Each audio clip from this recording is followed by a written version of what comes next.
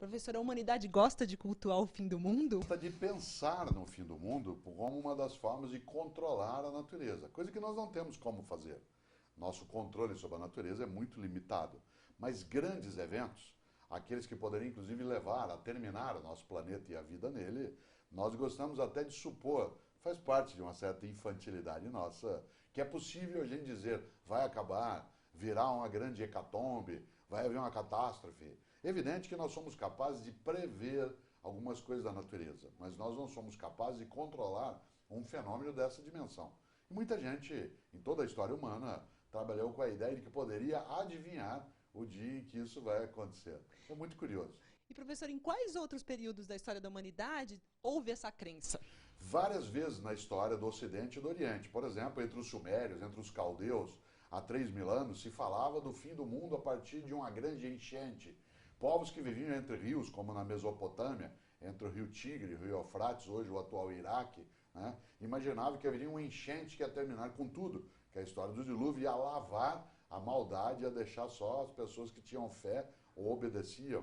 Depois, algumas vezes, dentro da crença cristã, quando se aproximava de alguns locais onde o calendário contava o ano 1000, há vários milenarismos na história, mas isso depende muito do modo como o povo conta o calendário. Por exemplo, povos latinos como nós, que contam o calendário a partir dos 10, que usam um sistema decimal, que contam os dedos das mãos, tudo que é múltiplo de 10 para nós parece completar um ciclo. 100 anos, um século, 1.000.000. E nós usamos até esses números como exagero. Eu já te falei 1000 vezes, não faça isso. Já falei 1.000.000 de vezes. Então, essa ideia daquilo que é a partir do sistema decimal, todas as vezes que se aproxima disso, quando do ano 2000, chegando, se falava do banho do milênio, Isso. que a humanidade poderia ter problemas, se contou até errado a entrada no novo século. Né? Alguns contavam de 99 para 2000, mas concretamente seria de 2000 para 2001. Né? E esta lógica milenarista, ela é uma exclusividade do cristianismo como perspectiva, mas ela deixou de sê-lo, porque vários outros povos, quando se completava o ciclo, supunham que alguma coisa ia acontecer. Mas os cristãos acreditavam que Jesus viria para salvar? Alguns cristãos, porque no livro do Apocalipse há uma expressão que diz que Jesus de Nazaré, isto é, o Cristo, na crença dos cristãos, reinaria por 1000 anos e depois viria o juízo final. Por isso, o milenarismo, ele existiu com força. No século XIX, na nação norte-americana, houve várias e várias profecias sobre o fim dos tempos. Os santos dos últimos dias, como é o caso dos mormons, ou os adventistas, que chegaram, inclusive, no século XIX, a propor que o advento, ou seja, a chegada de Jesus de novo, levaria ao término das coisas. E muita gente se preparou no século XIX, em alguns momentos, para o término da vida. No século XX, em várias situações isso aconteceu. Né?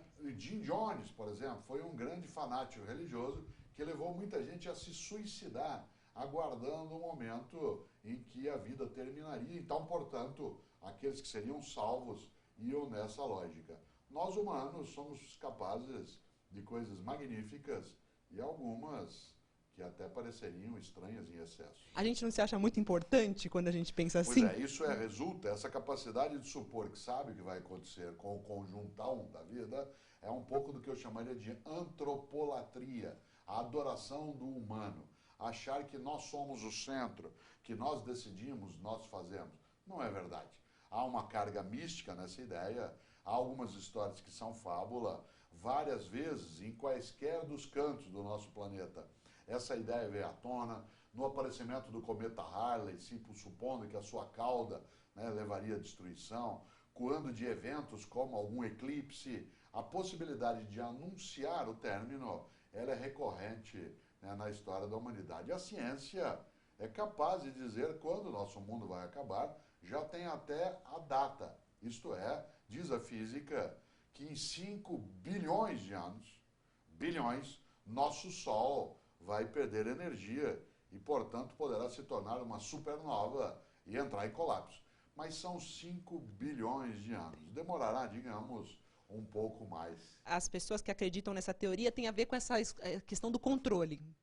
Tem a ver com a ideia de que nós temos na nossa mão o nosso destino. Isto é, que nós somos capazes, inclusive, alguns humanos, de dizer vai acontecer tal coisa que é catastrófica.